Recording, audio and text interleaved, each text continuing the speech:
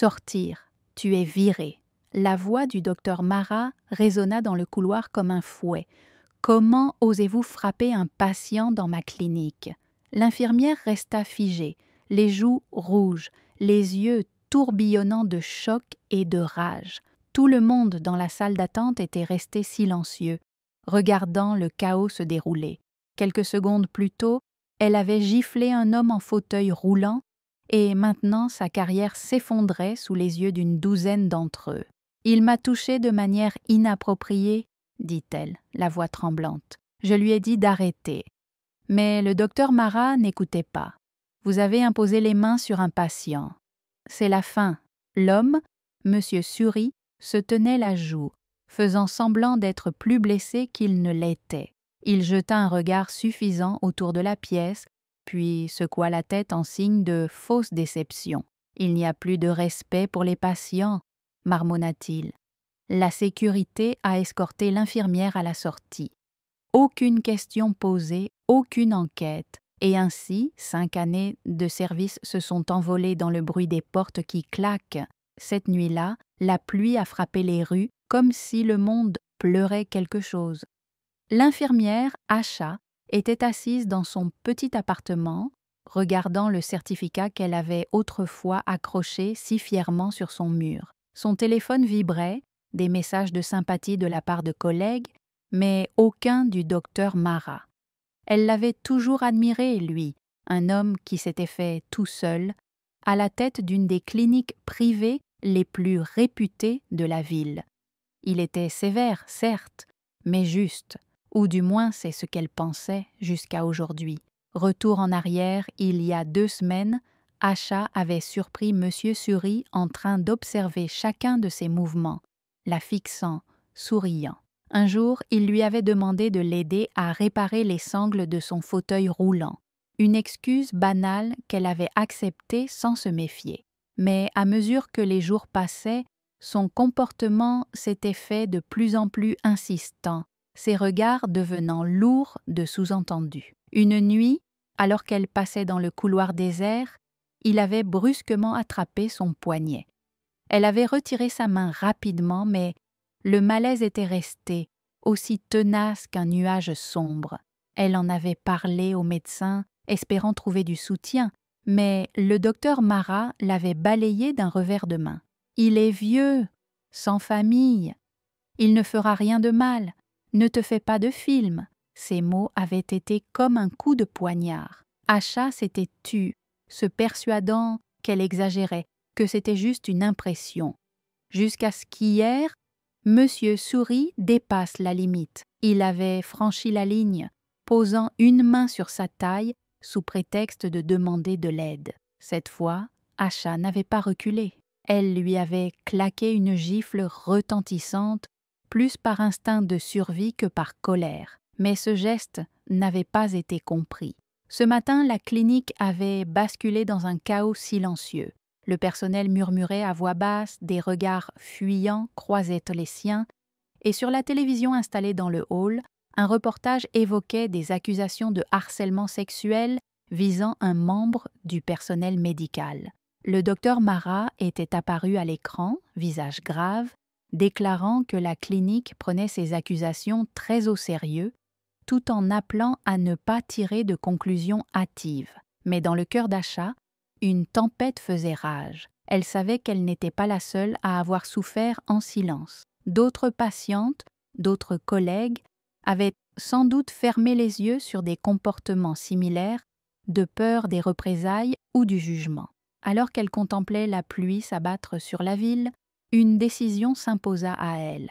Il était temps de briser le silence, d'exposer la vérité coûte que coûte. Elle sortit son téléphone et commença à taper un message. « Je ne peux plus rester silencieuse. Ce que j'ai vécu n'est que la partie émergée de l'iceberg. » Mais avant qu'elle n'envoie, la porte de son appartement s'ouvrit brusquement. Une silhouette se dessina dans l'ombre.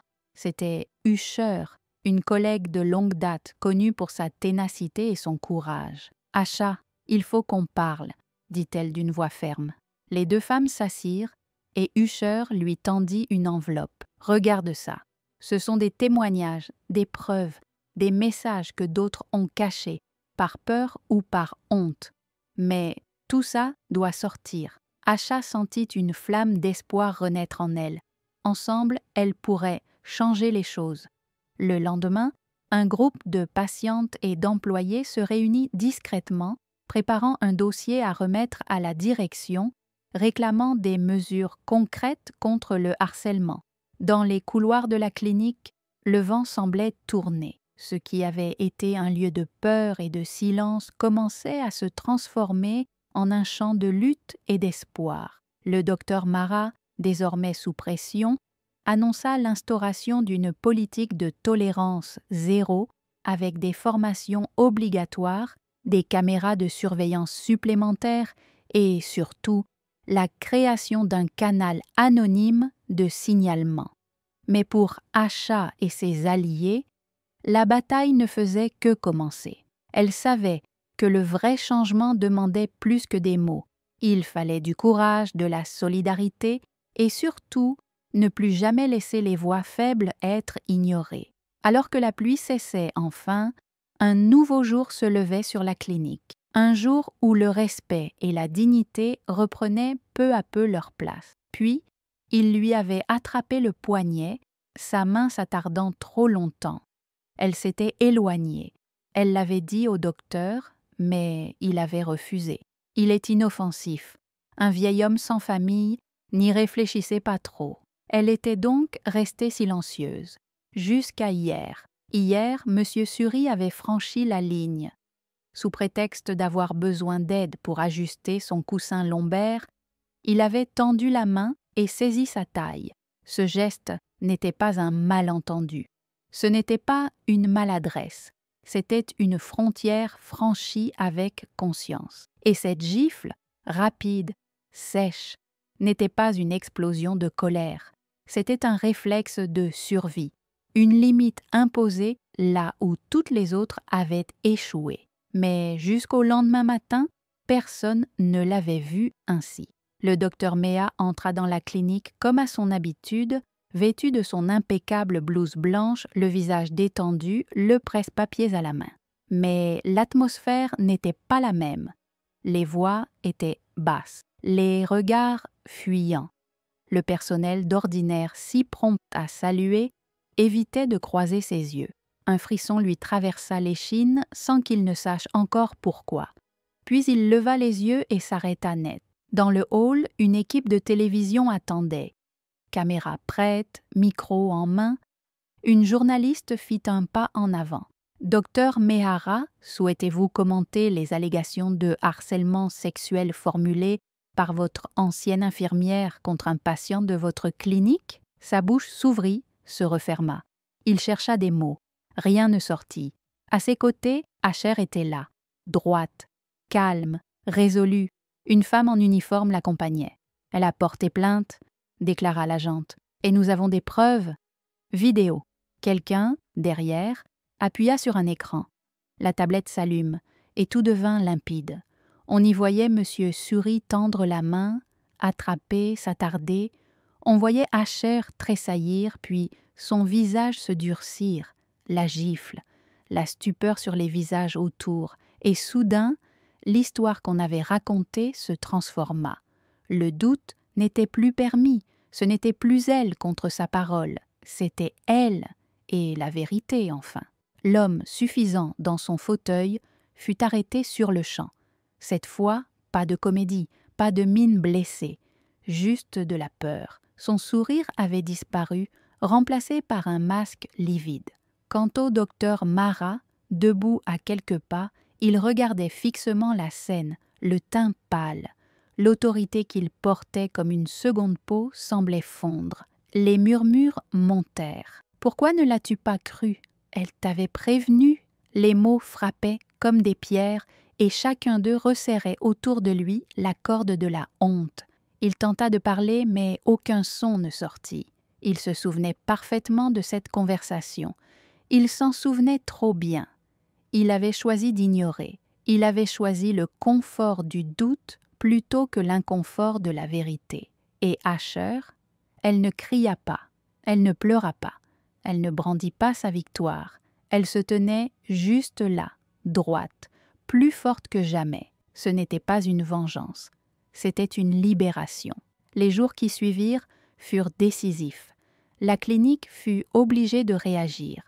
Des caméras furent installées dans les couloirs, des procédures de signalement anonyme mises en place, des formations obligatoires pour tout le personnel. Les patients furent informés de leurs droits, et les infirmières aussi, surtout elle. Asher, elle, ne revint pas à la clinique. Elle n'en avait plus besoin. Elle trouva un poste ailleurs, mieux payé, mieux encadré, dans un environnement où on l'écoutait dès qu'elle parlait. Et le docteur Mara? Il continua à venir chaque matin, mais quelque chose avait changé. Il ne portait plus son regard comme une armure. Il savait désormais ce que signifiait le silence d'une victime. Et chaque fois qu'une plainte lui était rapportée, il écoutait. Vraiment.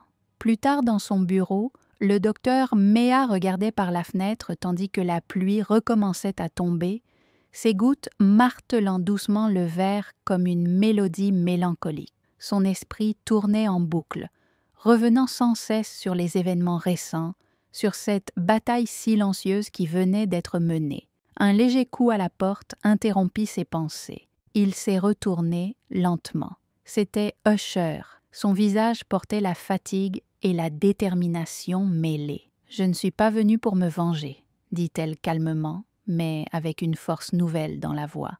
Mais je n'allais pas non plus me taire, pas plus. Le docteur Méa hocha la tête, les mots emmêlés dans sa gorge. Il sentait le poids de sa propre culpabilité l'écraser doucement. « Je t'ai laissé tomber. » Elle le regarda droit dans les yeux, d'un calme désarmant. « Tu as échoué toi-même, » répondit-elle doucement, sans colère. Cet endroit était autrefois synonyme de guérison. Ne laisse pas la peur ou la réputation changer cela. Sur ces mots, elle se retourna et sortit, la porte se refermant derrière elle avec un bruit sourd qui résonna dans le silence de la pièce. La semaine suivante, la clinique introduisit une nouvelle politique de tolérance zéro contre le harcèlement. Les caméras furent réinstallées dans tous les couloirs stratégiques, les séances de formation rendues obligatoires pour tout le personnel et des canaux anonymes furent ouverts pour permettre à quiconque de signaler des comportements inappropriés sans crainte de représailles. L'atmosphère, autrefois lourde de silence et de peur, commença lentement à changer. Quant à Asher, elle ne remit jamais les pieds dans cette clinique. Une autre institution médicale, située à l'autre bout de la ville, lui proposa un poste avec un salaire plus élevé, des horaires adaptés et, surtout, une équipe prête à écouter et à soutenir. Elle accepta, apportant avec elle l'expérience amère mais précieuse d'un combat pour la dignité humaine. Pourtant, la justice ne se manifeste pas toujours sous un fracas assourdissant. Parfois, elle s'installe discrètement, s'enracine patiemment et laisse la vérité parler d'elle-même, lentement mais sûrement, jusqu'à ce qu'elle éclaire chaque recoin obscur. Mais l'histoire ne s'arrête pas là. Un matin, alors que la clinique reprenait son rythme, une jeune infirmière nommée Léa, nouvelle venue dans l'établissement, fit une découverte inattendue. Dans les archives, elle tomba sur plusieurs dossiers verrouillés, portant des noms anonymes et des annotations cryptiques. Curieuse, elle fouilla plus en profondeur et réalisa que certains de ces dossiers contenaient des plaintes non traitées, cachées dans l'ombre par peur ou négligence. Léa sentit son cœur se serrer. Elle savait que ces secrets, longtemps tus, étaient la clé pour éviter que de telles injustices ne se reproduisent. Avec prudence, elle rassembla les preuves et contacta une journaliste locale, connue pour son engagement envers la justice sociale. L'enquête qui s'ensuivit secoua la ville. Les révélations firent la une des journaux, exposant non seulement les failles de la clinique, mais aussi un système plus large de silence et de complicité.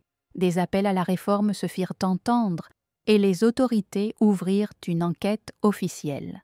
Dans les couloirs de la clinique, les murmures se transformèrent peu à peu en conversation ouverte. Le personnel, encouragé par les nouvelles mesures et la détermination de Léa, commença à se soutenir mutuellement, à briser les chaînes du silence. Petit à petit, la peur céda la place à l'espoir. 1 an plus tard, lors d'une cérémonie officielle, le docteur Mea et Usher se retrouvèrent. Ils échangèrent un regard chargé d'émotions et de promesses silencieuses. Ce fut un moment de réconciliation et de renouveau. La clinique avait entamé une transformation profonde, portée par des personnes courageuses, prêtes à défendre ce en quoi elles croyaient. Parfois, la justice est un chemin long et sinueux, mais chaque pas compte, chaque voix levée, chaque vérité révélée est une victoire contre l'obscurité. Avant de clore cette histoire, dites-nous dans les commentaires d'où vous nous regardez. Si cette histoire vous a touché, abonnez-vous à la chaîne, appuyez sur le bouton « J'aime » et partagez vos pensées ci-dessous. Ensemble, nous pouvons faire la différence.